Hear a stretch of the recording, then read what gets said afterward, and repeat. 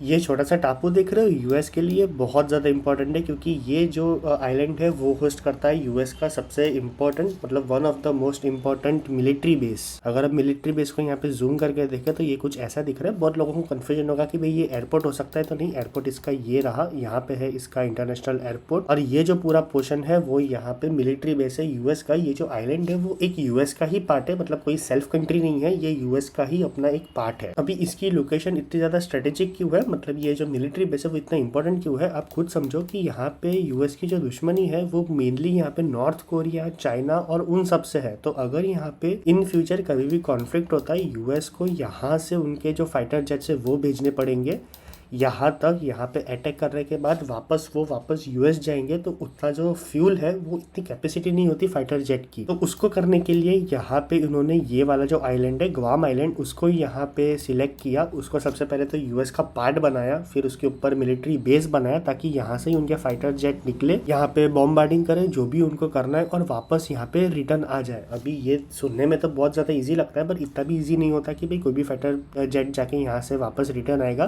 क्योंकि इनके जो डिफेंस सिस्टम है वो भी बहुत ज़्यादा यहाँ पे एक्यूरेट और पावरफुल है। तो हो सकता है वो मिड एयर ही यहाँ पे क्रैश कर जाए। बट कोई भी कंट्री ये सिनेरियो के साथ दूसरा सिनेरियो भी देखती है कि भाई अगर इन केस रिटर्न आ गए तो उनको एक लैंडिंग स्पेस चाहिए, तो इसके लिए ये ग्वाम आइलैंड उनके लिए बहुत ज़्यादा इंपॉर्टेंट है।